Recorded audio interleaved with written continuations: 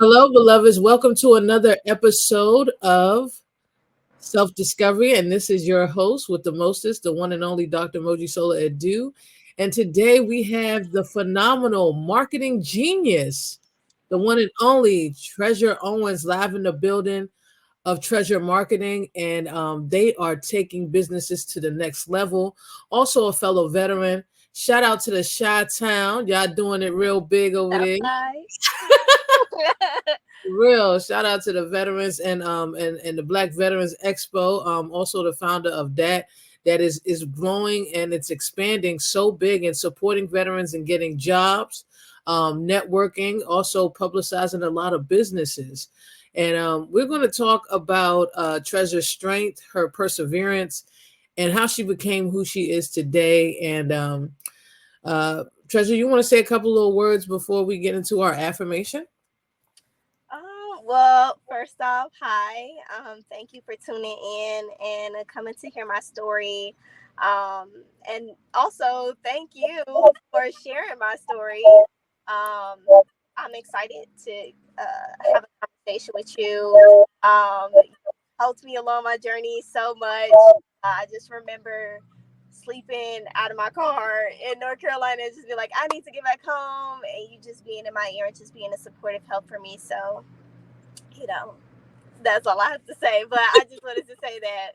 Yeah. Oh, well, you already know. I'm just grateful and I'm just happy about you just winning. And that's what it's about in life is winning and supporting one another. We have to have each other back in this world. This world is crazy, but we gotta have each other's back. So today's affirmation says, let me be still today and listen to the truth in silence. Let me be still today and listen to the truth in silence. How does that resonate for you, Treasure? Let me be still today and listen to the truth in silence. Well, to be honest, that's probably the perfect affirmation for me today because I just feel like that's kind of like where I have been lately. Like usually, me and one of my friends will sit down and we'll work together, just kind of like that accountability. But lately, I was like, I actually need some time to myself. I need some time with me and God. Really, just me and God right now, because I need to make sure that like I am listening to my voice and I'm also hearing what He's calling me to do next, versus kind of like listening to everybody else around me. I need to go back into a little bit of isolation so that I can hear Him clearly, because I feel like sometimes I can get very reliant on those that are around me when I really need to be listening to what He's telling me to do next. So that is what I got from that. Mm-hmm. Amen. You already know what it is. And we definitely have a direct connection to God. I don't believe we need a middleman. I feel like we already divinely connected to God. We have to just sit still and listen. So Mm-hmm. I'm glad that was a beautiful affirmation for today. And so talk to us, Treasure. You are phenomenal and you are a powerhouse. Thank you. Thank you. You think outside the box and you are an amazing connector. You have the ability to draw out people's strengths and bring them together to make it work. Mm-hmm. Have you always had a mind like this since you were a child? What was your thought process? Did you always think of something bigger than yourself since you were little? And did you have role models, or is this something that was deep within you since you were a child? Um, I think it's a mixture of it all. I did have some role models. I was a part of this mentorship group called Ladies of Virtue. And so I had a mentor, Tatiana Roberts, as well as Jamila Tremule. Her name is now Tremule. She's married now. But like, I I had those role models growing up, and then they taught us like things like public speaking. We did like service learning projects.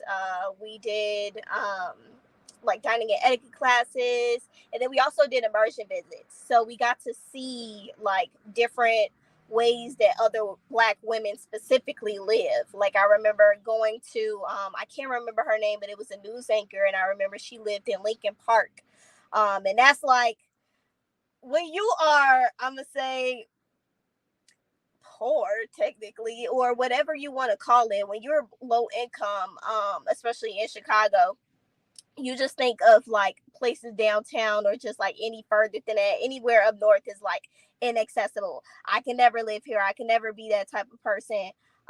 But we got to see that people are living those lives.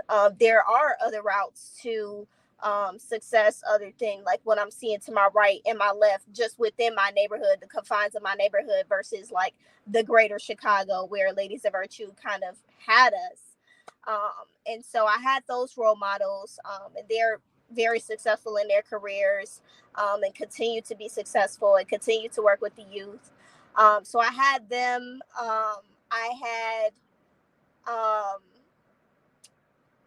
I had them, but it was also external factors that I felt like kind of got me to the point where I was able to just see the strengths in other people and just kind of work together to figure out like how we can leverage each other's strengths. And I think that I also learned that from like being in like clubs, joining like teams like track and stuff like that. Like I felt like that's where that leadership and that teamwork and that just being able to decipher those skills came from, like a multitude of just everything that happened in my life. So you had like multiple influences and stuff to at least take those different pieces and everything to help with the trajectory of like your mindset of what you were going to do in the future. Um, Definitely played a role. So what inspired you to get into the military during that time when you decided to go there? Well, to be honest, so my brother, one of my older brothers, actually, I have like, my dad has like 36 kids. Okay. But one of my older brothers, he was in the Navy. And I just remember being like, oh, I just want to be just like him. I don't know why specifically he shined to me out of all of my siblings, but he just did. And I just thought that that was like one of the most honorable things that you could do, serve your country. And my great granddad, he also served in the military. So I think it was just like kind of looking at them. And then I knew I always wanted to be in the military. So I applied to like the GROTC schools. Like I can't remember what it's called. I think it's like Bronzeville Military Academy or something like that. I applied there. I got in. My mom never told me. And my mom never told me because she tried to go into the military and she should get out at MEPS. So I guess she just didn't want me to go that route, or I don't know what her situation was. But at the end of the day, I knew that that was always a path that I wanted to go in. I just didn't know when it was going to happen. And when I found myself in a position where I was not going to be graduating on time, I was like, okay, I'm not going to graduate on time. I only have half a scholarship to the schools that I wanted to go to. Like every school that I applied to, they probably gave me like half rides, but never a full ride. And I'm like, I don't know how I'm going to pay for the other half. So let me just go see what this is like, and see if this is something that I wanted to do. I went there. I was going to be a thing. I can't even remember the MOS that I was going to choose, but I know I was going to be reserves. And then like the day before I was supposed to raise my right hand, I'm like, you know what? I'm gonna go active duty. What jobs do you have for that? Intel? Okay, which jobs? And then they had something about like language learning or something like that, like an interpreter. But they said that it was too late to go test for that school or something along those lines. So I was like, okay, well, intelligence analyst it is. I'll go for that. Let's do it. 3 years. Wow. And thank you for your service. And also congratulations on your graduation too.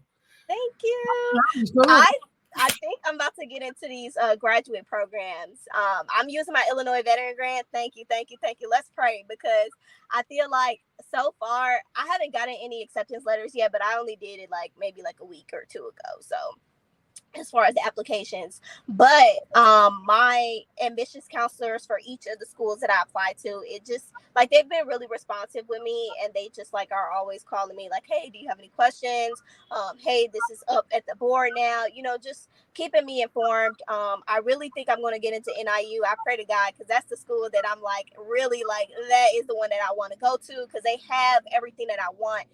They have the marketing program. They have I wanted to get a degree in supply chain as well. So I'm getting my MBA at the end of the day. but where I'm concentrating is the most important thing there. And then outside of that, even once I'm done with that degree and I decide to go on to the next degree, they have what I'm looking for in the future. So that's why I'm like, whew, NIU, let's go. You're definitely going to get it. You're amazing, and I think you'll be a great asset to the school. Um, and you've worked through so many different things in your life. What were some of the challenges? Because a lot of people think that transition from the military is an easy thing, especially for Black and brown people. Like, Yeah. like sometimes you feel like you're thrown to the wolves, and I know it wasn't easy for me also back in the day. So it's like they think that everything is given to you and stuff, but it's if you're not in the right installation, sometimes it could be officer heavy or it could be NCO. And sometimes, people can check off your stuff and said you got all the information and you didn't, you know. Mm. So it's not always that supportive. What were some of the challenges you faced transitioning, getting out into military, and then some advice you would give people transitioning now? Okay. Oh God, taking it back to COVID, because that's what I was coming out in the middle of COVID. It was in 2020. I remember I was supposed to be ETSing in May, and I was like, I just got to get up out of here because it just felt like I was stagnant, or I was just like, I just kept like God just kept challenging me. And I got demoted when I got to my first duty station, and then I just had the hardest time from there. Like before that, I did have some challenges, just sexual harassment and sexual assault. You're the only Black woman, or just the only woman in general, like in the vicinity half the time. So especially with like being in the intel community, it's male dominated. And so I was running into those type of challenges, but I was still, headstrong. Like I was still doing pretty good. I was doing sergeant major challenges. I was just always doing correspondence courses. I was just always trying to stay afloat, but at the same time, it's like my personal life versus my career life was not at a balance, and I feel like that's kind of where one I fell short. Um, I just wish that I would have, paid more attention to why I came into the military and what I wanted to get out of it. And just really keeping on that path of where I was headed versus like where I currently was. Cause I feel like I just kind of like got used to just being like, okay, well, I'm gonna be here for 20 years. So I'm gonna just kick back and let the time pass for time and grade and time and service. And then just being, what is that word that they call it? Complacent, I think is the word. Um, yeah. So anyway, once I got to the point of just at the finish line and I'm ready to get out, I didn't really have a plan on what I was going to do when I got out. I just was like, I'm going to go to school. I can't do this no more. I just need to get up out of here. And I remember I was just getting so much pushback from one of my sergeants. And he was just like, he was really abusive to me too. Like he just kept putting his hands on me and I just was not going for that. But anyway, so this guy, he would just be like, oh no, you can't go to SFL tap and just all of this stuff. And like every time I tried to go to a course, he would try to stop me. So I remember I applied to get, or I was talking to my doctor. I was like, I want to get a breast reduction before I go, like, because I knew that like we only got one surgery, so I'm like, I'm gonna try to do that.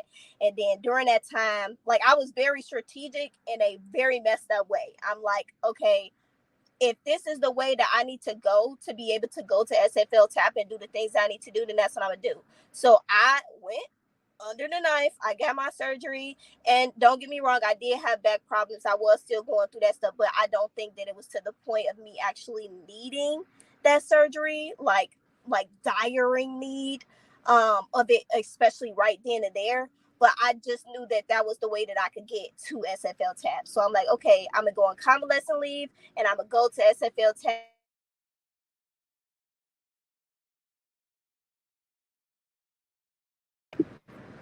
Hello. Yeah, I think you Sorry, lost. I got a call. Okay. But essentially that was my plan. And that's what I did, and I was able to go to there. But my thing was, even going there, they were just like trying to check off a box. It wasn't necessarily like they were trying to really teach me anything. When it came to the budgeting part, they're like, oh, just put anything down. I don't want to just put anything down. I'm still having budgeting problems to this day because you just let me put anything down. Like, what is going on? And so first off, what I will say is if anybody's going through a situation like that where you are constantly running into problems with your leadership, they're not letting you go to SFL type, or they're just not letting you do what you need to do to properly transition. What is that thing that we used to do? Put in a IG complaint. Do whatever you need to do to get that situation resolved. I know that that's leaving on a bad note, but it'll get better. I promise you. The veteran community is more welcoming anyway. So don't get too strung up on, oh, I don't want to burn bridges here. You can build new bridges. And if they're already burning bridges with you, then hey, but you need to be able to go through SFL TAP. You need to be able to get those resources accessible to you, and just be able to transition the best way that you can. Once I got out and I was in the National Guard, I didn't have a full plan. So I was underhoused, I was underemployed, I did not have my plan together. So in those times, I will say I'm glad that my unit was just very supportive of me. And that was the first time I had actually went to a unit that was actually supportive of my career. The National Guard was just more supportive in general. And I haven't ran into, or I'm not going to say haven't because I'm out now, but I hadn't ran into really any strong issues while in the National Guard and in the North Carolina National Guard of all places. Okay, you would think like some things would, okay, you know where it is, like that's in the South. So, but that's not what happened. Like everybody was super supportive. My first sergeant, everybody, they helped me with housing for a short period of time when I was like, just hopping from room to room. But I still wasn't able to get on my feet, and I just kept trying to get on my feet, could not do it. And then eventually I just decided to come back home to Chicago. I stayed with my mom for some time. I did whatever I needed to do. I would rent hotel rooms. I would sleep in my car, whatever I needed to do. And this lasted for a full year. So they housed me for about maybe like 3 months. Okay. But this is a full year of like all of that. But some resources that did help me, Volunteers of America, definitely reach out to them. The VA did not help me off the bat, especially the one in North Carolina. They did not help me. They were like, you make too much money because I was on 90% VA disability. Thank God I had that in the first place, because if I didn't, I had already burnt through my savings within probably like the first 3 months or 3 or 4 months of living down there in North Carolina. So yeah, it was just a mess. They was not willing to help me. And then when I came to Chicago, this VA was willing to help me. They told me, if you go stay in this homeless shelter for about a month, we can get services for you. Volunteers of America was one of them. And then there were other services. I can't remember all the names of them at this time, but there are resources out there. There's actually housing complexes in other locations too. I think it's like some type of transition at home down there in Texas. Like they're all over the place. You just have to do your research to be able to find those things. And the VA may not be able to help you, but that's when you reach into the veteran community and you rely on people like Moji and everybody else around you to help you. So just really connect with the veteran community. That's what truly helped me better transition. Definitely. I'm so proud of you. So I'm so proud of you, Treasure, because there's a lot of people that don't survive that transition, and people don't talk about that. That transition is like one step of you. It can make you or it can break you. You know, Yeah. especially if the military has given you everything, told you how to dress, all these different things, gave you your financial supplies and all these different things, and are supporting. If you have a family, supporting your family and everything like that. And now you're telling me that I don't get all of that when I get out. Now I gotta work with half of the money I was receiving, and I don't have no place to stay. And you're not giving me access to the resources that I thought that you was going to give me. Okay. I gotta figure it out myself. I'm like, wow, okay. At least I'm just grateful that we were able to connect. But during the time when I was going and being homeless with my daughter, it wasn't even like that. And there was like so much anger in me during that time, because it was like, especially for my black and brown people. We should not, no one should have to go homeless.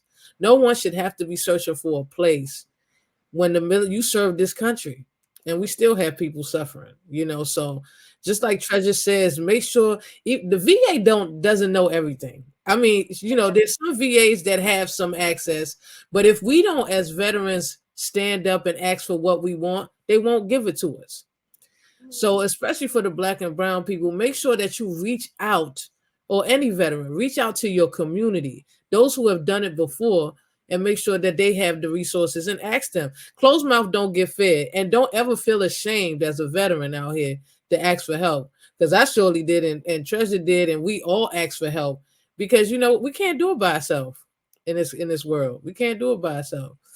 Now, Treasure, what are some of the things that life lessons that you learned through your journey that you feel that you want to share with the people out here, like, those the biggest highlights, the biggest life lessons that you want people, and advice you want to tell them in your life journey, and just discovering yourself and learning who you are and owning your power, especially in this stage of your life now.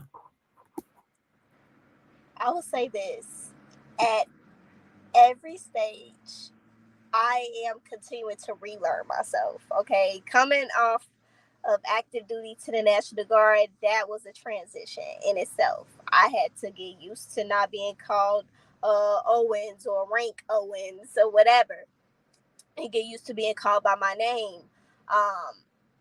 Going from the National Guard to now, um, I mean, just being called by my name, that's normal stuff to me. But now it's just kind of like, okay, I'm going from, I feel like, kind of girlhood to womanhood. I'm 26.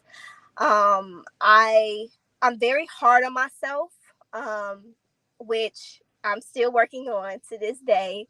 I feel like maybe I think it was like January. I was like, I'm having an early midlife crisis. Like I don't know what's going on anymore. But what really helped me is just transparency through every stage of life, just being as transparent as possible. When I was homeless and I was underemployed and things like that, I had to be transparent about that. Hey, I'm going through this. And I had to be transparent with the veteran community and just people who I did not know, but I was able to rely on them because I was transparent in what was going on. And it's like, on one note, I was like hiding what was going on to others. It just depended on the environment. So I was transparent within our community, but I was kind of like hiding what was going on when I would go to, like, let's say, networking events and things like that. I would dress really, really nice to grab people's attention and just kind of be a conversation starter. But also, like, I did that to kind of compensate for how I was feeling inside about the situation that I was in. But then on one note, I could kind of see that can't possibly deter somebody from even wanting to give me a job anyway, because it looked like I'm straight. You know what I mean? It's like, but it's like, no, and I don't think that you should look like what you're going through. Don't get me wrong. However, even in those moments, still being transparent, like, hey, yes, I know I look like this right now, but I'm telling you right now, I just don't look like what I'm going through. I ain't got nowhere to go tonight. Like, okay, like, just being transparent in those moments, that has really helped me throughout this entire process. Whenever I need something, sometimes I have to fight myself to be able to post it and be like, hey, I need help with this or I need help with that. But you got to do it because you're not going to get anywhere alone. It just doesn't work like that. Of course, you can rely on God, but He needs you to make steps so that He can open those doors for you. He brings those people into your life for a reason. He's bringing them there to help you, but they can't help you if they don't know what's going on. So that's the biggest thing that I would say is super important to get very comfortable with. Can you repeat the question? I want to make sure that I fully answered it. Just basically, like, what are some of the key, like, highlights, like, lessons that you learned through, your transition in your life, like, in this journey you're in right now? Some key points for people, some life lessons for you to share with the world. Okay. I would say another thing that I've learned is really forgiveness. Oh, God. Let me tell you that one. Oh, when I was coming from active duty to the National Guard, I had a chip on my shoulder. Even while on active duty still, I had the biggest chip on my shoulder. I was upset from my childhood. I was upset from what was going on currently at the time. And I was just so angry. I was angry because of I was angry at myself, and I was angry at the other people. I was angry at myself because of experiencing sexual assault and harassment, because I just felt like, we got our different responses and stuff like that, like fight, flight, or freeze, right? And a lot of times I would freeze. And so I had to forgive myself for that. Like, you did the best that you could with the information that you had at the time that you had it. You did the best that you could in those moments. And so I had to just tell myself that, and that kind of helped me push past, the things that I was involved in. I had to forgive myself for not, focusing on my future, and, like on the weekends, I would party. Well, like after work and stuff like that, I would drink a lot. I was just all over the place, just trying to compensate in just the wrong ways. Always trying to compensate in the wrong ways. And I had to just forgive myself for that. Even now, I just graduated with my bachelor's. My friends graduated with their bachelor's probably around like 23, 21, 23. I don't even, what is it? 18 plus 4. Yeah, about 22 actually. So they graduated. They were already done with their master's, but I have to remember I had a career as well. So it's not like that comparison. What they say, comparison is the thief of joy. So not only forgiveness, but letting go of that comparison too, and forgiving yourself even when you do find yourself in the moment of comparing yourself to others in a way that you think that things shoulda, woulda, and coulda went. It is what it is at that time. Take it for what it is and push forward. Um, really just forgiveness. I had to forgive those around me for the things that I felt like that they did to me, but I also had to take accountability of what I could have done better. But even beyond that, I just had to forgive them, not for them, but for myself. I can't keep sitting back and thinking about, oh, this person did this horrible thing to me, I'm gonna get them back one day. Like, it's just all this crazy thoughts that was going on in my head. Like, girl, get a grip, okay? Because this is really starting to take over your mind every day. You can't even accomplish anything because your mind is so set forth on what has happened in the past. And talking about like the things that have happened in the past and just getting stuck there, it was like 2020. I realized I'm still stuck in 2018. I'm still stuck on me getting demoted. I'm still mad about that. I'm still mad about how they treated me once that did happen. I'm still mad about, the things that I let slide and just all these different things. But it's like, live in the present moment. Live in the present moment. Take everything in for what it is.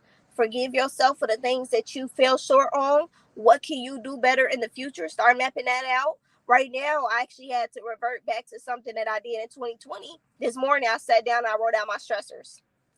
These are the things that are stressing me out right now. Okay. What can I do to alleviate them? So I wrote stressors at the top, and then I wrote remedies at the bottom. Okay. This is what's going on. Here's some solutions that I'm aware of that are possible, so I can start knocking them out. Okay, let me try this. Okay, it didn't work. Let me try something else. Okay, that didn't work. Okay, now I actually need to rely on the community because clearly I don't know how to solve this issue and it's stressing me out. It needs to be resolved. So how else can I get it resolved? Let me talk to God. Let me isolate myself for a moment and be alone. But don't isolate yourself for too long, because I promise you, it get real comfortable. You'd be like, I don't want to deal with nobody. But we all have to remember, everybody's shit stinks, including your own. So don't sit up there being like, oh, I'm all high and mighty because I'm going on this spiritual journey and nobody's, they're not up to speed or whatever. So what? Let people go at their pace, but just navigate in a way that you need to for yourself. Always don't put yourself first to the point where you are not considering anybody else, but do put yourself first and think about what you need for your self-care and what do you need to carry on in the future, and just like push forward through all of that. That's what I had to do. What's that song, Bag Lady? I had to let go of the bags. That was me. So I hope that piece of information is helpful. Lord. Ooh, that's what we talk about, forgiveness. Forgive thyself and forgive others where we had control and where we didn't have control. And Yeah. be that same version of that person, And like I said, it takes a lot of courage to forgive. It's Mm-hmm. not easy. So that was powerful. Those are some powerful, powerful key tips for people out there that are going through their own personal journey. Trying to figure it out. We are all a work in progress. We trying to figure it out. And and bless our generations before us, they was trying to figure it out too. And it's still companies and other people out there trying to figure it out. And it's okay not to be okay, and it's okay not to have it all together. But um to be authentic and to show your truth is so much power in that, Treasure. So thank you so much for sharing that wisdom with us today. And now you do so much for everybody else. What do you do to take care of you, Treasure? What is the good things you do for yourself that make you happy? Treasure, you there? I think we lost you for a second. Treasure, you there? I think we lost Treasure for a second, but I mean that was some great information that we got from Treasure. Um, Forgive thyself. It's a big thing, and forgiving, not for reconciliation, but forgiving for your liberation, right? For your freedom and for your peace. And Treasure is so very powerful, and we love everything that she's doing with her marketing and her company. And don't forget to check out her website. It's www.treasuremarketing.com. So check out her website, treasuremarketing.com. She's doing a lot of stuff to enhance businesses and marketing for those out there. And I think we got Treasure back on here. That's Sorry, my phone overheated. it's okay. It's a hot summer day in Chicago, okay? That phone said, not today. Not today. The devil's lie. We in here dropping this wisdom. I was saying how proud I am about this wisdom you were dropping today about how forgiveness is not about even reconciliation. It's about the liberation for ourselves, right? And was talking about your wonderful website. Before we get more into the conversation, check out treasuremarketing.com, and you'll find all the information you need about branding, PR, everything that you need for your business. You don't have to do everything by yourself. You can holler at Treasure and she will get you set right. Okay. Surely will. Surely will. That's what we do over here. Definitely. Okay. So Treasure, talk about the Black Veterans Expo. Like, this is huge. This is big. It's expanding. People are flying out. What made you start this and say that this is a need right now in this moment? Hmm. Well, this is what I will say for starters. That was on my vision board for like 2 whole years. Because I was just, one, I was looking at the Black Women's Expo and I was like, we really need this or something equivalent within the Black veterans community. One, I remember when I was going through, underemployment and underhousing, the people who helped me the most was people that looked like me. Okay. Don't get me wrong. Other veterans were very helpful to me as well. But the people who were like really calling me every day and making sure I was good and just like really, really doubling down on making sure that I was safe where I was parking my car to sleep or whatever was going on, making sure that I was straight, were people that looked like me. And then as I was traveling, and because don't get me wrong, during that time, I had nowhere else to go, but I'm like, okay, if what I learned was one of the reasons that I was getting denied back to back to back. Yes, it was my education. Some jobs were saying like it was because I didn't have, you know, a bachelor's degree or whatever. So then I went to school, dual enrolled, and then some were just like, you know, I needed recommendations, and I'm like, I was kind of shy in the military. Again, I was going through all of that. I was battling my mental health. I was just really going through it. So I would isolate myself a lot. Yes, I would party on the weekends with a few people that I talked to, but outside of that, I didn't really socialize at work. I didn't really come in the military to build a network or anything like that. I came in to serve. But other people, you know, they keep those things in mind, and that's super important, especially living in this capitalist society. So anyway, once I learned about the concept of networking, I actually went to a veterans to industry online, like a virtual networking event. And so once I learned about that concept, I said, oh, okay, so that's what it is. Like, I just don't know anybody. And then people started giving me referrals and things like that to get to jobs. I still wasn't getting in, but that was really just God's plan and how he wanted me to go to get to where he's taking me. But anyways, during that time period of after learning that concept, I just started traveling. I said, okay, well, I got my car. At one point, I went on ADOS orders. So I'm okay. So this weekend, I wasn't partying anymore. I wasn't into all of that at that point. I was really just on my grind. What can I do to better what's going on in my situation? Really, what can I do to better my situation? Okay, cool. If I got to drive over here to go to this networking event, that's what I'm going to do. If I got to drive over here to go to the thrift store to find me some clothes to wear, that's what I'm going to do. But in those travels, I would run into people, and I was just running into just the most amazing people ever. Like, I'm like, what the heck? And again, as starstruck as I was as a kid, like going to these immersion visits with Ladies of Virtue, it was the same. I was going through that same experience. Like, wow, people really live great lives. Mine is terrible, but everybody else's life is like, okay, so cool. How can I get more around these people? I want to hear their stories. I want to hear how you got to where you got to. I would look people up. I would do Boolean searches, all kind of stuff, just find people. Okay, you're over here and in this state, and this is what you do. Okay, I want to hear your story. And some people would be like, okay, well, you need to come here in person. Okay, well, I'm gonna drive over there.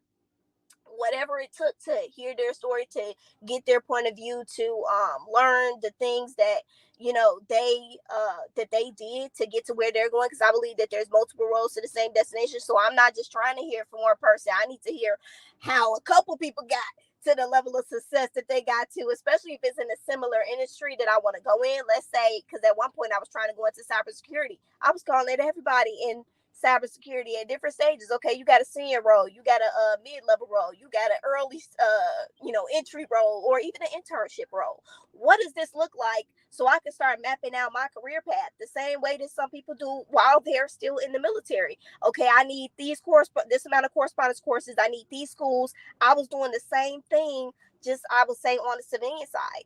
And so as I was hearing these people's stories, and people would tell me the things that they still needed or were falling short on, or just the challenges that they were going through, I was like, okay, well, I know this person, and they told me that they already got past that challenge, so let me connect you with them. And I would do things like that.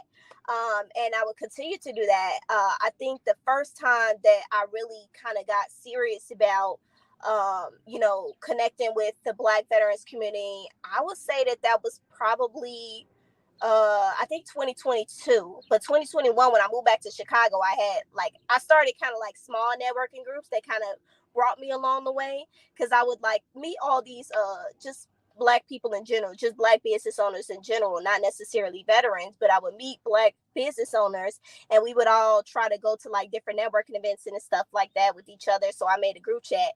We called it Chicago's Next Multimillionaires, because that's what it was manifesting. Okay, like, you got to put that stuff into words. I'm like, okay, Chicago's Next Multimillionaires. All right, let's get the creative community here. We called it Creatives Connect Chicago, and I would network with creatives, I would network with business owners, and that's how we were going. And then once I realized, oh, I'm about to medically retire, I need to start connecting with the veterans community even more, I kind of stepped away from that. But then I reconnected with one of my friends who I served with as well. And I remember while we were in Korea, we used to host like Sunday dinners together with like the rest of really just the Black community. Like, you know, I mean, we all kind of gravitate towards each other no matter the situation. Like, and so while we were doing that, I'm like, okay, yeah, like actually, you know, this would be the perfect person to bring in on this idea that I have about getting more Black veterans together, because we understand each other on every single level. When I'm in these when I'm in this therapy session, I'm with all these other veterans, but when I talk about my Black experience and what it was like for me to be a Black person, or maybe they don't even want us to talk about that because it's so many people that are of different races in that specific therapy session. Like at the VA, I was in day hospital, and that was the situation there. They didn't really want us to talk about race, but I need to talk about race because that's what I experienced. And I was experiencing racism in the military, and I want to talk it out because I need to get that off my chest. I need to forgive them. I need to forgive myself. I need to get that out. And I just didn't have a safe place for that. And so I'm like, okay, cool. I got my friend. I said, you know, we were both intel analysts, so I know that we could get this done. And we started the Black Veterans Network, and then we did the first Black Veterans Weekend down in DC. I was going out there for her graduation. I said, hey, let's make this a weekend thing. Like, let's get all the Black veterans in the area. Let's you know, have a happy hour and let's just meet people. Like, let's just meet people who are on the same path as us. You have to get around people who are on the same path as you, or on a similar path, but also know when to let people off at their destination. Everybody isn't meant to go with you the whole way. Some people are just meant to get off at this intersection, and then you keep going to where you need to go. But anyway, so we did the first Black Veterans Weekend. It was a success. It was great. We ended up falling out by the end of the weekend, unfortunately. But I kept it going. When I got back to Chicago, I was, of course, still, like I said, networking a lot. So I had a bunch of friends that were in event planning. I said, okay, what can I do? How can I leverage these people to, you know, just kind of connect with each other? How can I more connect this community? And they were always throwing events. I said, well, have you ever thought about like using veteran vendors? You know, and then I would just plug people in. Oh, you own a restaurant or a catering service? Well, this person over here, they have events. You should meet him. Like, you should meet her, whoever, and just things like that. And I would just help people in that type of way. And then I ended up helping Struggle Beer Bakery in Hyde Park. I went out there, I painted walls, whatever he needed to get done to get his business open, to get his doors open. That's what we did. He actually flew out some of his battle buddies as well who served with him. And I was just like, see, look at this Black, beautiful excellence. Like, just look at all of us here, like, and just accomplishing this together. And I just wanted to keep continuing that. And so I tried to figure out how can we keep doing that, even with some people who are still busy. And then I thought about the GRTC and RTC students. I'm like, okay, well, veteran could mean a whole bunch of things. Like, you got to think about, you know, veterans are all eras, but the people who are still serving. And then what about people before they even get to the point of serving? Some people are already military minded. So let's start bringing them in. We can mentor them. They can work with us, and then we can just leverage each other's skills and things like that. And so I started teaching them marketing skills. I was working with Chicago State University and Morgan Park High School. I taught the I'm not gonna lie, I spent a lot more time with the high school students, and it wasn't like a preference, like, oh, I don't like, you know, the costume, but I ain't gonna lie, I did get a little bit triggered when I was working with them, and I think it was because I was still transitioning from to fully get out of the military at that point, because I was about to medically retire. But I think just like seeing the uniform, being in the uniform, just everything was just, it just kept coming up. But for whatever reason, I just felt more comfortable around the high school students. And I think it's because at one point I was a program facilitator as well. So I was already used to being around that age group anyway. So I taught them marketing skills. And they ended up raising $17,000 for their program. Their goal was $15,000. Thank you. So that was like one of the highlights of that school year. And plus, Lieutenant Colonel Jamel Carr, he was just really like super supportive of me and just like throughout my entire journey. So I went where I was more comfortable. But next year, I'm definitely going to pay more attention to the college students. But anyway, I was like helping them get jobs. I was helping them with different skills, and just, connecting people in that way. And then the year came up and I'm like, okay, this is our second annual Black Veterans Weekend. I'm finishing school. This will be my year out of the military. It'll be my 1 year anniversary. What can we do to make this even more impactful? Then I was sitting at Sugar Beer Bakery with a guy who was in the Bunker Labs program with me, who I completely forgot about. Like I ran into him by chance because my friend, she was trying to go into the police department or whatever. She was trying to like join the police. And we were at the gym just trying to like work out and stuff like that. I'm coming to my car and I meet this guy. He's like, oh yeah, we were in Bunker Labs together. I'm like, I don't remember you. And I usually remember faces. So anyway, we started talking. He told me that he had cancer and things like that. So we reconnected in that way. And he was just telling me about like how in DC, they would have like regular networking events, especially people who had like certified business owners. So certified minority business enterprise, woman business enterprise, service disabled veteran owned small business. And I had those actually, I didn't have those credentials at that time. I think I was on my way to getting those credentials. Like I was like, okay, oh, cool. Let me hurry up and apply then. Let me just get this out the way and do it. But anyway, we were sitting in Struggle Beer Bakery and he was like just asking me about what I wanted to do in the future. I was telling him about my vision board and he was like, I'm not going to leave here until you press send. So I made the graphics. I did everything and I pushed it March 31st. June 21st was the Black Veterans Expo. Of course, we had the weekend over the 22nd and the 23rd. But as soon as we pushed that, my phone was ringing off the hook. Okay. I was getting calls from people in the state. I was getting calls from everybody. I said, whoa, whoa, whoa, whoa, whoa. Because first off, I was not prepared for all of this. I did not realize how much it would take, but I'm glad that we still pushed forward with the venture. Our goal was to tackle business and employment challenges, both business and employment challenges. So on the job side, we brought in community employment centers. And then, of course, we had veteran-owned businesses there vending their products and services. So if you need a job, this person is clearly successful, you might want to hit them up. You know what I mean? And of course, I invited the students who are in the program, or I guess our student pathway program is what I've been calling it as well. So we had everybody on that note, and we had a panel on addressing veterans homelessness and job security as well. So we had Sergeant First Class Janae Gamu fly out. He is the Western Deputy Director of Soldier for Life. We had Yvette Jones. She's been housing homeless veterans for 21 years.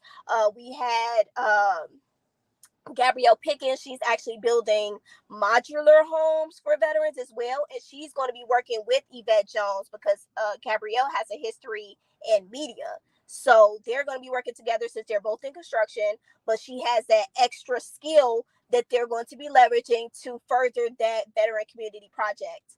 And then we also had Kevin Woods, I think his grandfather served, and he runs the Chatham Employment Center out here.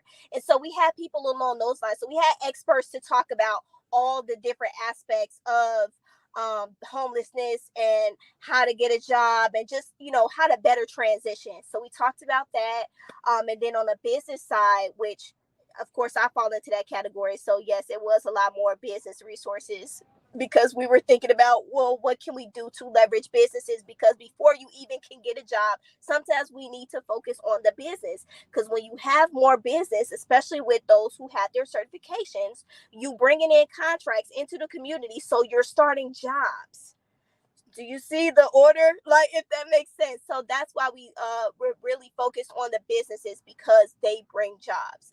But anyway, we had a talk on supply diversity programs, find supplier diversity programs for commercial, corporate, and government contracting. And we had the CTA supplier. He was the director of diversity, Juan Pablo Prieto. We had Rashi Russell. She owns a cleaning company that actually has a contract with CTA. So of course we got to see those two different perspectives. And then we had Sean Redden of RS Solutions, the one who was sitting with me at that time when I was, posting about this in the first place. And we had Nathaniel Dillon, and him and his wife are a powerhouse. She sells her products. It's Matoy Sweet Treats. She sells her products out of the airports and things like that. So they're a powerhouse, and he owns a Microsoft SharePoint company as well. So he does like a lot of IT work, and he has done work with the FBI. He's done work with all these major companies. We had everybody in the room, okay? We had franchisers. We had everybody in the room. I'm telling you right now, it was so amazing, so impactful. So far, I've been hearing about people collaborating. Of course, I mentioned how Gabrielle and Yvette are going to be working together. I got a client in the midst of it as well, 5,500 a month client in the midst of that as well. Thank God. I've heard about the Veterans Business Project. I can't remember which company, because it wasn't PostNet Solutions that they used. And PostNet Solutions, she was on our franchisor panel, Dr. Tiffany Smith Allen. But I think they're using 3M printing services. I can't remember that guy's name, unfortunately. I know that's so horrible, but they're using their services and things like that. Like we took advantage of the situation. We got into the room with each other, and now we are collaborating, and the results are impactful. And this has only been 1 month. It's only been 1 month away. So I can't wait to see what the next few months, what the next year will look like for the Black Veterans Expo, and what we continue to do to come together to build that community equity, to build our social capital, our human capital, our financial capital together. I cannot wait to see what this looks like. And so I'm proud. I'm proud of myself. I'm proud of my team. I worked with my friend Ebony Davis, Sergeant Promotable. I worked with Beverly Fitch. She was actually the first female 3rd District Commander of the American Legion Post. Vernon L. Jones. I worked with Quentin Brewington. He works with Black Diamond Charities, and they give us free project management certifications. And then also he has a company, I think it's called Genius Clean, down in Arizona. So he's doing major things in other states, okay? Because we're just big like that. Like I just love to see those of us who are successful, because it just reminds me of what I needed, what I wish that I saw in those moments, and also what I did see, and also what I needed more to see while I was in that pit of just struggle. And thinking about next month, I really would love to highlight I really just want to go around the city and just probably take Sean Ransom with me, because he's a videographer, or maybe even Bakari.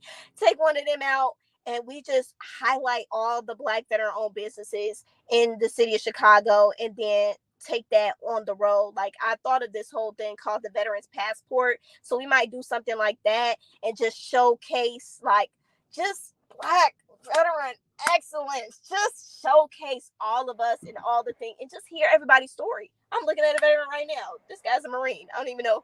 I don't know what he's doing. But anyway, we're everywhere. We're everywhere, and we all have a unique story to share. And I just can't. I'm proud. I'm honored to be a messenger for these stories. I just can't wait. I can't wait. It's gonna be great. It's just gonna continue to build. Yeah. Wow. You are a catalyst for change, and you are a disruptor, and it's needed. We haven't had nothing like this. This is a gem, and I love that. I think that Veterans Passport is going to be huge. I know it's going to be huge, because there's nobody highlighting Black veterans. Even when they have these big events, you have other organizations that do these networking events, but it's a small sector of us in the corner. Let's be honest, we in the corner somewhere. Let me tell you something. And I don't want to take away from our community, but I'm going to say this. I need our community to stop being scared. You better tell it. Say that shit with your chest. Be proud to be Black and be proud to be a veteran. I think that you can do both. I truly do. I'm not going to name any names. I am just going to say that. Be proud to be who you are. Okay? I've been told so many times, are you sure? Or even asked, are you sure that you want to call it the Black Veterans Expo? That's going to alienate some people. People aren't going to digest that very well. I don't care. This is for us, and we clearly need it. Like, or else people wouldn't have been so excited about the idea. People wouldn't still be calling me today, like, how can I get a part of this? People need to know that it's for them. This is not, the name is not going to change. I don't care. I know that affirmative action is going away. I know that, what is it? The Minority Business Development Agency. One of these agencies is starting to open up to everybody. I know they sued the Fearless Fund. I don't give a damn. Okay, now all that means to me is that we need to start saving up because a lawsuit is probably going to come. Okay. But anyway, at the end of the day, I'm like, no, we need to be proud of who we are, what we offer to this country, what we offer to our community, and things along those lines. We have to be proud of our culture. Like, I'm proud to be Black. It ain't never gave not proud to be Black. Come It's on. never gave that. And so I don't know. I'm tired of being questioned about it. I wish that people would just let it be what it is. Stop questioning it. If you don't feel like this is for you to be able to come here and support this part of the community, then I don't know what to tell you, because everybody doesn't feel that way. We had a multitude of nationalities and races and things like that in the room. It wasn't exclusive. Yes, it was for us, but it was still open to the community, because at the end of the day, we ain't gonna get nowhere without the community. And not just the veteran community, our local community, our chambers of commerces and things like that. That's not just Black people. We're all working together. The point is to make sure that the Black veterans within this community know that there are resources here, and that those resources are also for them to use. Like, what is not clicking? I don't understand. It's You true. look at our panels, everybody was on it. We just wanted to hear the different perspectives. We just wanted access to the resources. So I don't know what to tell. I don't know what to tell people. And you're making them make sure that they're being seen and heard, where a lot of places they are not being seen and heard. So this is, the proof is in the pudding. A lot of people are checking off boxes, and even some of these VSOs that say they're representing and supporting diversity and Black and DEI and all this stuff. Like, I don't even want to get into that story about the whole thing, but like, you're checking off the boxes, and you're not, and we don't see our people there. I don't, we don't see our people. I don't see those faces. I see numbers. I see numbers that are fudged a little bit, but I don't see you. You have one or two Black people, and then you said, "Oh, we serving the whole entire community." No, I don't see the representation. The VA is just starting to have representation on places and stuff. So like, this is needed. That's why I'm like, I'm grateful for you, Treasure, because even for our future generations, they need leaders like you to show them that we are here and we not going nowhere. And if you either gonna get with it or you gonna be left in the dust. I'm just gonna be honest. Okay. You either gonna get with it or you're gonna be left in the dust, because this is the thing. You need us regardless, because majority of people that spend are Black veterans. Most of the people that are doing a lot of big things are some Black veterans. Okay. So we need to have this merger, and we need, regardless, even if it says Black Veterans Expo, but that means that also you got allies out there. You want to tap into our network? Put the money where your mouth is. Point blank. I feel like it puts accountability on them, because if you didn't see them in the room, come on, I promise you, I reached out. Come on, and that's it. So Let's stop playing games, support a good cause, and support the return on investment is you guys want to have more people hired, right? They're doing it. You saying you can't find people to hire in certain states, you can't find them. They have the plug. You're saying Gotta you hear that. can't Gotta talent. hear that excuse or that lie. Matter of fact. You talking about you want to do partnerships for certified business, woman owned, veteran owned, disabled owned, minority owned, and they got access to it. So what's the problem? Make it make sense. So I challenge all of you out there that are in business, that are primes right now. Don't be selfish. Start supporting these businesses like this, man, because it's needed. And I can't wait till you take this across the nation. Not even across the nation, globally. Because To we're everywhere. We're everywhere. installations everywhere. Mm. Everywhere. Woo! I'm so excited. I'm excited about this journey. I know I did have somebody did send me a question because of the certifications, right? Mm-hmm. What are the best ways, before we wrap up in a few, what are the best ways for veterans to go about certifications? Because we have this problem where veterans, they're excited about getting certifications. They either go through a third party or they go to a wrong place instead of the actual SAMs, and they ended up paying buku dollars. And most of that stuff is a scam. You gotta go directly to SAMS and fill it out. And the protocol has changed in different ways. They're trying to make it as simple as possible. But and then another thing is the scam where a lot of people think that, oh, they gotta be an AA because they hear AA.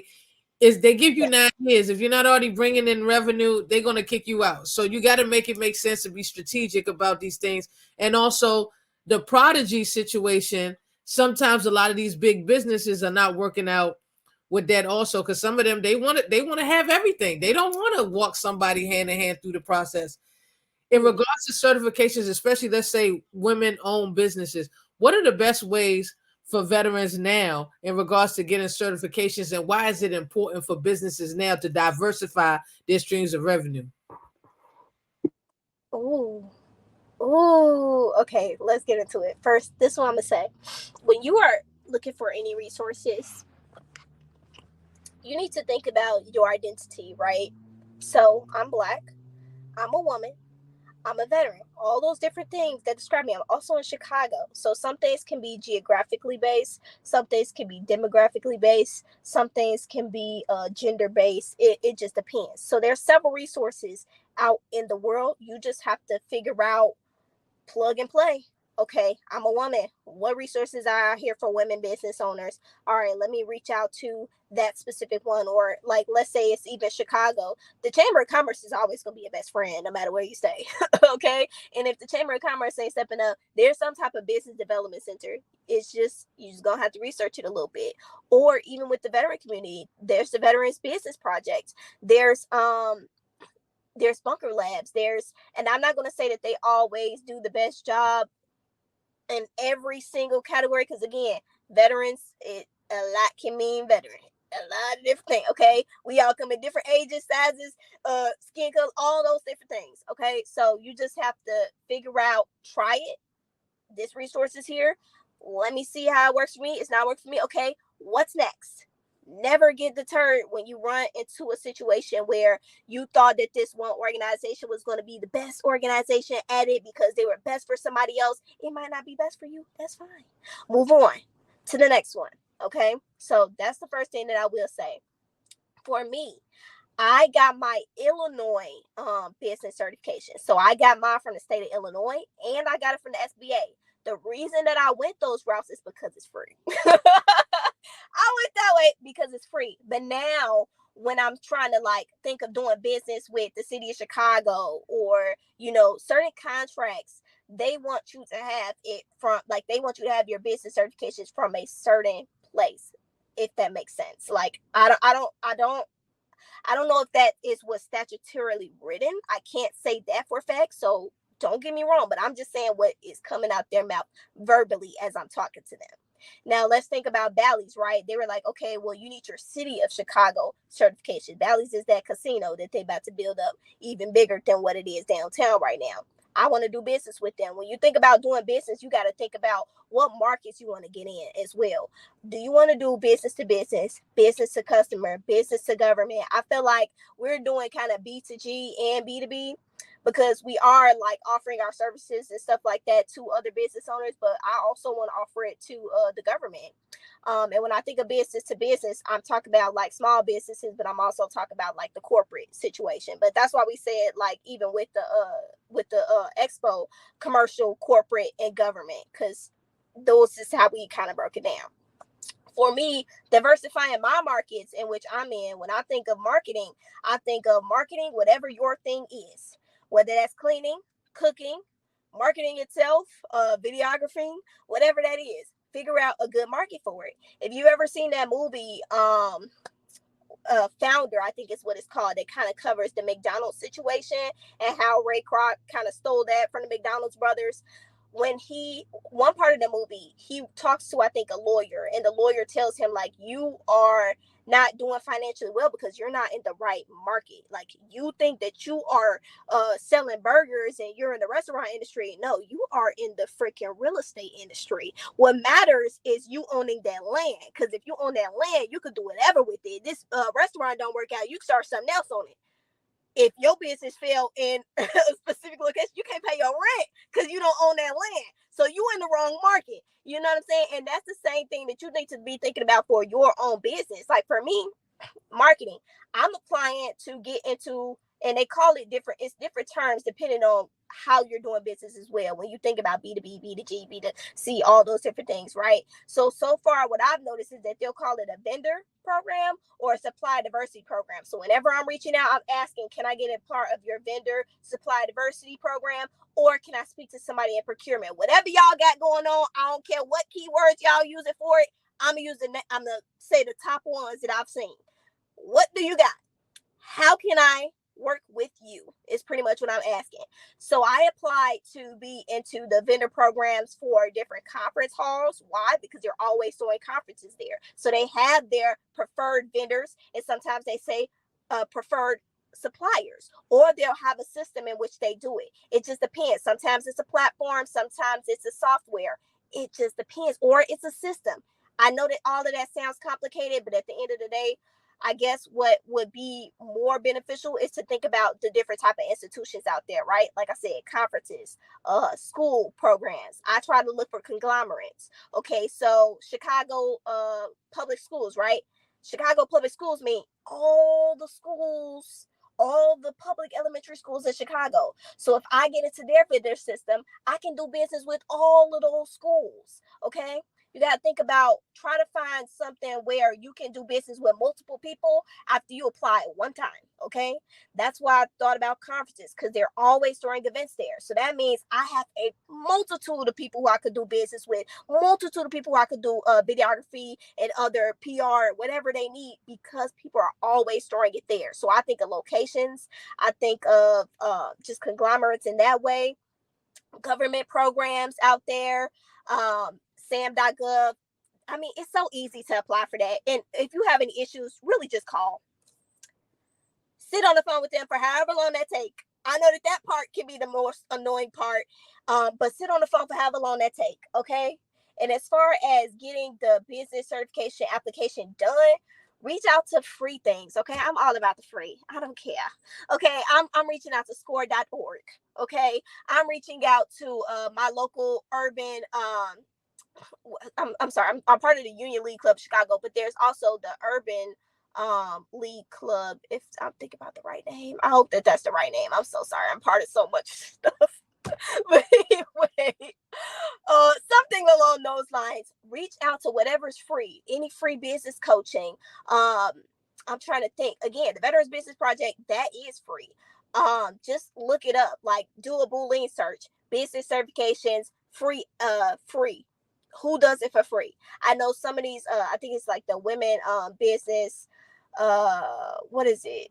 It's some agency that people get there. I think it's like WBENC or something like that, some acronym. I'm not going through them. I'm sorry. I know that they're doing what I'm describing. Like they help you connect with other like vendor and supply diversity programs, but I'm okay with doing that myself. If you don't want to do it yourself, you need somebody to get your hand the whole way, then reach out to programs like that.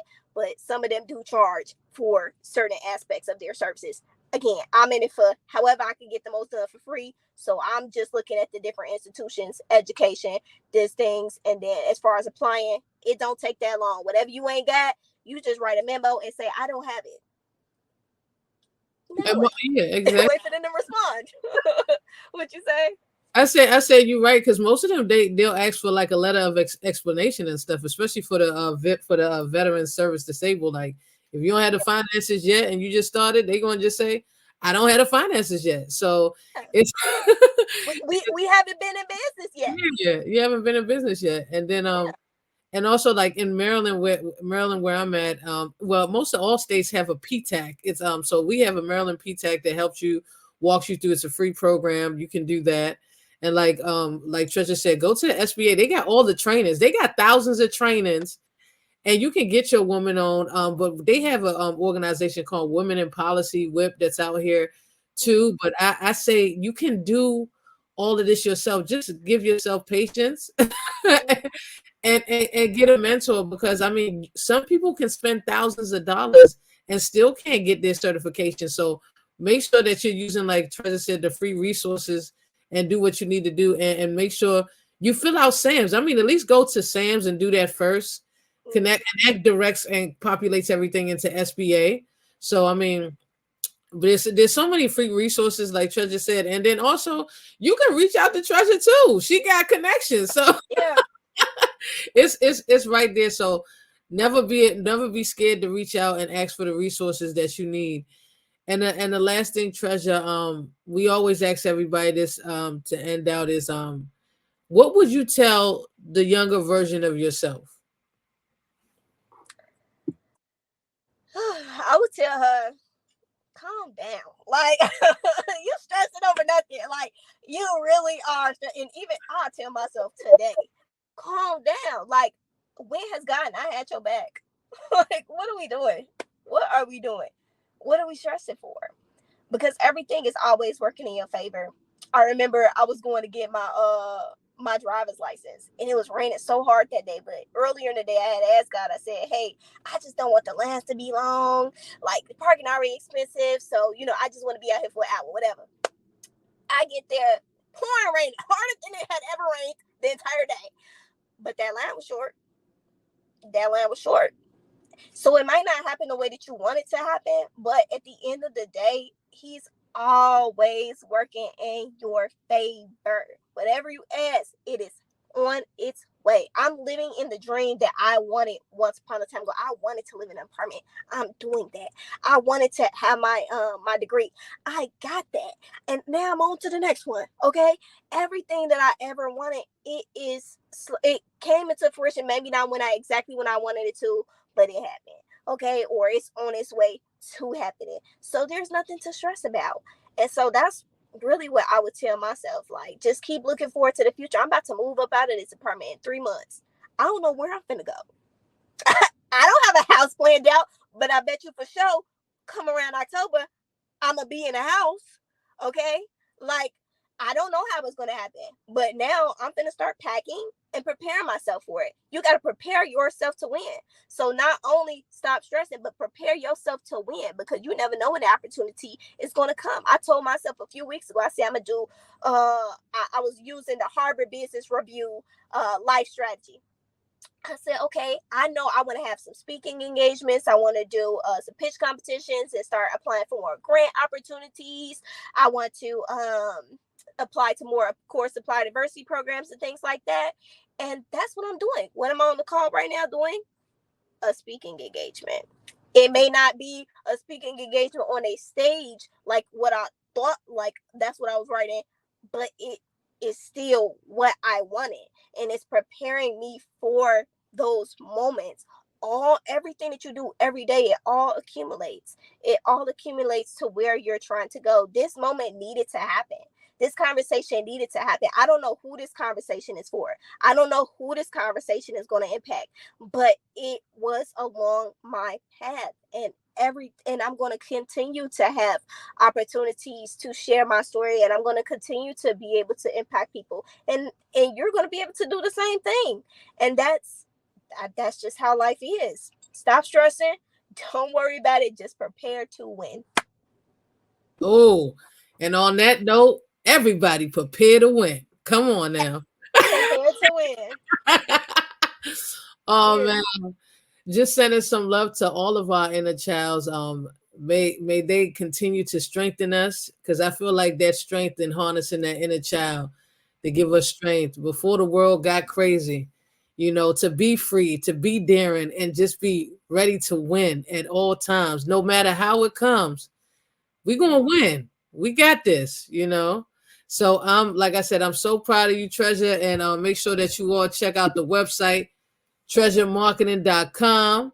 You heard it here, you seen it here, you know what it is. It's about that business, and support it, you know, and spread the word. And you know, we'll have some snippets on IG a little bit, and you know, share it and comment, and leave your comments. And any last words, Treasure, for the people out there before we wrap this up? Just keep going. Please keep going. It gets better. It gets better. Even if it don't look like it is in that moment, it will get better. That's all I have to say. Thank you so much, Treasure. We're so honored to have you on the show today for self-discovery. And remember, we're all discovering ourselves, and we are all becoming and finding that true version of ourselves authentically. And I'm proud of everyone out here. We are here trying to make it work. And at the end of the day, life may throw you a curveball, but you're always in charge of the direction it goes. Join us next time for the next self-discovery with your host, Dr. Mojisola Adu. And we're out. Love, peace, and enjoy yourself. Enjoy yourself. Enjoy yourself.